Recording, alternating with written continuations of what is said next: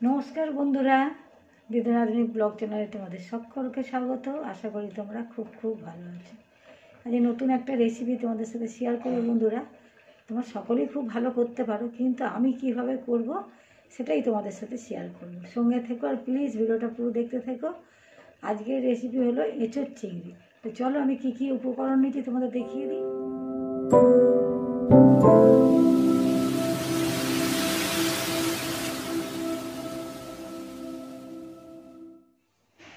বন্ধুরা দেখো, এখানে আমি চিংড়ি মাছ ভালো করে ধুয়ে পরিষ্কার করে নিয়েছি। আর লাগছে আমার রসুন, আদা, আর পেঁয়াজ, তেজপাতা, শুকনো লঙ্কা, টমেটো। আর লাগছে আমার ধনে, গোলমরিচ আর দুটো কাঁচা লঙ্কা। তো বন্ধুরা, আমি এই যে এঁচোড় চিংড়িটা বানাবার জন্য তোমাদের একটু দেখিয়ে দিই। তো দেখো বন্ধুরা, এঁচোড় চিংড়ির আলুটা আমার ভাজা হয়ে গেছে। আর এঁচোড় নুন হলুদ দিয়ে একটু সিদ্ধ করে হাফ বয়েল করে নিয়েছি। এটাকে একটু আলুর সাথে দিয়ে দিলাম, দিয়ে একটু নাড়াচাড়া করে নেবো। 2-3 মিনিট নাড়াচাড়া করে আলুর সাথে এই এঁচোড়টা ভেজে নেব। তো নুন তো দেওয়াই হয়েছে, আর আলুগুলো প্রায় সিদ্ধ হয়ে গেছে। আর এঁচোড়টা আমি হাফ বয়েল মতো সিদ্ধ করে নিয়েছি। এইভাবে রান্না করলে বন্ধুরা দারুণ টেস্টি হয়, একদম পুরো মাংসের মতন খেতে লাগে। যদি না বন্ধুরা আমি মাংস খাই না, তো আমি রান্না করে বাড়ির সবাই খেয়ে বলে ভালোই হয়েছে।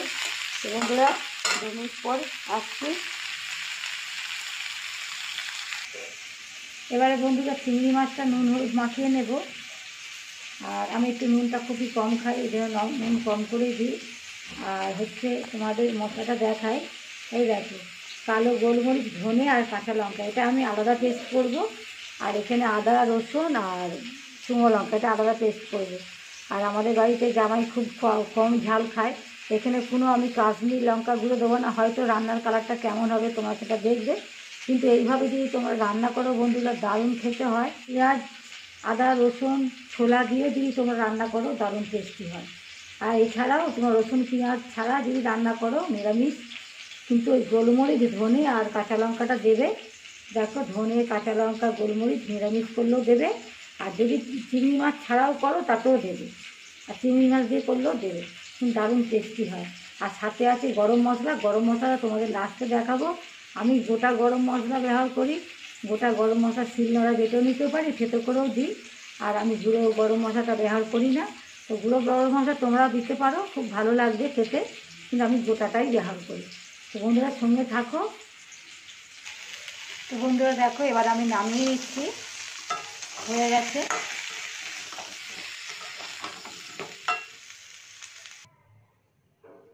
তো বন্ধুরা দেখো, তেলটা আমার গরম হয়ে গেছে। এবার চিংড়ি মাছটা আমি ভেজে নেব।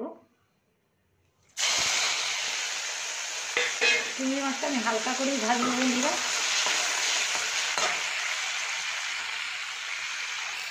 তো বন্ধুরা দেখো, আমার চিংড়ি মাছটা ভাজা হয়ে গেছে, এবার তুলে নেব। তো বন্ধুরা তরকারিটা করার জন্য কড়াই দেখো পরিমাণ মতন তেল দিয়ে দিয়েছি। আর তোমার কী বলে, এখানে আমি কোনো জিরে ফোড়ন কিচ্ছুই দেবো না, শুধু সেফ পেঁয়াজ ফোড়ন দেবো আমি, আর তেজপাতা দেবো। তো বন্ধুরা খানিকটা টমেটো দিয়ে দিলাম, আর খানিকটা টমেটো আমি পেস্ট করে দেবো, আর পেঁয়াজ খানিকটা আমি পেস্ট করে দেবো। পেঁয়াজ আর টমেটো এই আদা রসুনের সাথে আমি বেটে নেব। তো বন্ধুরা দেখো যে এখানে টমেটো আর পেঁয়াজটা দেখছো কিরম ভেজেছি। আর আমি এখানে আদা রসুন শুকনো লঙ্কা, তারপরে কি পেঁয়াজ আর টমেটো, আমি একটা বড় টমেটো নিয়েছি, একটা বড় পেঁয়াজ নিয়েছিলাম। তো হাফটা আমি কেটে দিয়েছি, আর হাফটা আমি পেস্ট করে নিয়েছি, দিয়ে দিলাম। আদা রসুন আর শুকনো লঙ্কা আর টমেটো আর তোমার কী বলে পেঁয়াজ পেস্ট, এটা একসঙ্গে করে নিলাম বন্ধুরা। আলাদা আলাদা করতে গেলে অনেকটা সময় লাগে তো বন্ধুরা। তো আমি এখানে কোনো কাশ্মীর লঙ্কাগুলো কিছুই দেবো না, তো হয়। তো আমি এখানে দেখো পরিমাণ মতো হলুদ দিয়ে দিলাম, স্বাদ মতো নুন, কেন আমি চিংড়ি মাছেও নুন দিয়েছি, আর ওই এঁচোড় আলু সবটাতেই আমি নুন দিয়ে দিয়েছিলাম। আমি এখন অল্প করে একটু নুন দেবো। তো নিরামিষ বলছি, এই যদি তোমরা চিংড়ি মাছ ছাড়া রান্না করো, এটা ঘি দিলেও খুব ভালো হয়। তো আমি এতে কিন্তু ঘি দেবো না বন্ধুরা। আর একটা তেজপাতা আমি এই সময় 2-8খানা করে হাতেই ভেঙে নিয়ে দিয়ে দিচ্ছি। তেজপাতাটা ধুয়ে রেখেছিলাম, ফোড়নের সাথে দিলাম না। দেখো দুটো তেজপাতা, মানে একটা বড় তেজপাতা দিয়ে দিলাম। এটা ভালো করে কষে নিয়ে আসছি। তো বন্ধুরা, তোমাদের আগেই বলেছি এঁচোড়টা আমি হাফ বয়েল করে সিদ্ধ করেছিলাম আর একটু ভেজেও নিয়েছিলাম। তো আলু থেকে এঁচোড়গুলো আমি বেটে নিয়ে নিলাম, নিয়ে এবারে এই মশলার সাথে দিয়ে দিলাম। আর আলুটা আমার না ভাজতে ভাজতেই সিদ্ধ হয়ে গেছে বন্ধুরা, কোনো সিদ্ধ করা আলু আমি রান্না করছি না। আলুটা আমি একদম নুন হলুদ মাখিয়ে তেলের মধ্যে দিয়ে আর গ্যাসটাকে সিমে করে ঢাকা দিয়ে ভেজেছিলাম। তো আলুটা ওই জন্য পুরো সিদ্ধ হয়ে গেছে। আর এটা আমি যেহেতু হাফ বয়েল সিদ্ধ করেছি, পুরো ফুল সিদ্ধ করিনি কষার জন্য।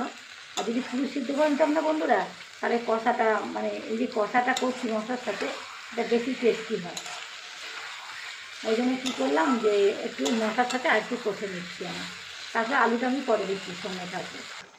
তো বন্ধুরা একটু ঢেকে দিয়ে মানে কষছিলাম। এবারে ধনে, কাঁচা লঙ্কা আর গোলমরিচ পেস্টটা দিয়ে দিলাম। সবটা দেবো না, একটু রাখবো, কারণ অনেকটাই ঝাল হয়ে যাবে। গোলমরিচের ঝাল, কাঁচা লঙ্কার ঝাল, শুকনো লঙ্কার ঝাল, বেশি ঝাল হয়ে গেলে খেতে পারবে না। তো আলুটা একদমই ভাজা সিদ্ধ হয়ে গেছে বন্ধুরা। তো এঁচোড়টা দিয়ে ওই জন্য ভালো করে একটু কষে নিচ্ছি, তারপরে আমি আলুটা দেবো। তো আলুটা যদি এখন দিয়ে দিই না বন্ধুরা, অনেক গলে যাবে, মানে একদম সিদ্ধ হয়ে গেছে ভাজতে ভাজতে। আর একটু ঢেকে দেবো। আর এইদিকে দেখো বন্ধুরা, ওলকপিটা এনেছে অনেক দিনই। ওলকপিটা কেরম বলতো একটু মানে শুকনো শুকনো কেমন একটা হয়ে গেছে। তো আমি বললাম ফেলে দেবো বলো। তো বৌমা এনেছিল, সেই সুন্দরবনে ঘুরতে গেছিলো, তো ওখান থেকে ওলকপি নিয়ে এসেছিলো কিনে। তো এই ওলকপিটা আমি অনেক দিন এনেছিল, মানে 1 মাসের ওপর হয়ে গেছে, বাস্কেটে রাখা ছিল ফ্রিজে। তো আমি বললাম এটা ফেলে দেবো, দেখি দেখো এরকম করে ঝিরিঝিরি করে কেটে নিয়ে ছোটো ছোটো করে আলু দিয়ে আর চিংড়ি মাছ দিয়ে চচ্চড়ি করবো। তো এটাকে দেখো এরকম করে ঘষে নিয়েছি। দেখো এই যে কষা হচ্ছে, এবারে আমি আলুটা দিয়ে দেবো। আলুটা দিয়ে তো একটু কষতে হবে, মানে টেস্টি হবে, খুব সুন্দর টেস্টি হবে। তো আলুটা এবারে দিয়ে দেবো। আলুটা আমি খুব সুন্দর করে ভেজে নিচ্ছি অনেকটা সময় নিয়ে। করতে করতে ও বলছে এটা পাচ্ছি না, ও বলছে এটা পাচ্ছি না, সে উঠতে হয় রান্না করতে করতে। তো আলুটা ভালো করে লাল লাল করে ভেজে নিয়েছি। তা আলুটা দিয়ে আমি আরও ভালো করে একটু কষে নেব, আর ঢাকা দেবো না, কষে নেব। এবারে আমি চিংড়ি মাছ যে ভাজাটা ওটা দিয়ে দিলাম।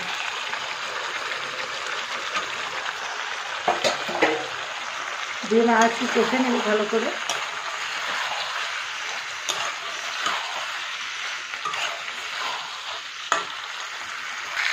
বন্ধুরা খুব ভালো করে কষে নিয়েছি। আমি এখানে গরম জল দিয়ে দেবো। দেখো মশলাটা খুব ভালো করে, এবার কাশ্মীর লঙ্কা গুঁড়ো দিলে কী হতো বন্ধুরা, কালারটা দেখতে সুন্দর হতো। এই আর এছাড়া কিছু না, টেস্ট যেরকম হবার, স্বাদ যেরকম হবার সেরকমই হবে। লাল লঙ্কা গুঁড়ো দিলে কালারটা দেখতে সুন্দর হয়। তাই আমার নেই বলে দিলাম না বন্ধুরা, থাকলে দিতাম। তো ওইখানে গরম জল আমি দিয়ে দিলাম। আমার তো সবই সিদ্ধ হয়ে গেছে, তো মাখা মাখা করবো তরকারিটা। আমার বাবা কী বলতে জানেন বন্ধুরা, গাছ পাঁটা। ছোটোবেলা বুঝতাম না গাছ পাঁটা মানে কি। আমার তখন গাছেই সব জিনিস, মানে কিনতে কিছুই হতো না। এখন তো সব জিনিস কিনে খেতেই হয়। তো বন্ধুরা একটু ঢেকে দিচ্ছি, ঢেকে দিচ্ছি। তো দেখো বন্ধুরা, আমি তো তরকারিটার মধ্যে কোনো গোটা গরম মশলা দিইনি, তো ফোড়নে দিইনি আমি। আর এই যে দেখছে, এই যে দিয়েছে এগুলো গরম মশলাটা, আমি এটা ভালো করে ধুয়ে নিয়ে হামন্দিসটা থিতো করে দিয়ে দেবো। তারপরে ঝোলের মধ্যে আগের ভিডিওতে তোমাদের বলেছি যে কোনো রান্নাতে আলু ভেঙে দিলে টেস্টি হয়, আর গ্রেভিটাও ভালো হয় এতে জন্য। আর আলুটাকে ভেঙে ভালো করে দিয়েছি। আর হচ্ছে গিয়ে তোমার বন্ধুরা, এই যে গরম মশলাটা আমি থেতো করে রেখেছিলাম, এটা দিয়ে দিচ্ছি। দিয়ে একটু নাড়াচাড়া করে আমি নামিয়ে নেব। আর গরম ভাতে খাবার জন্য একদম রেডি। রুটি দিয়েও ভালো লাগে গো বন্ধুরা খেতে, রুটি পরোটা সাথে খেতে ভালো লাগবে।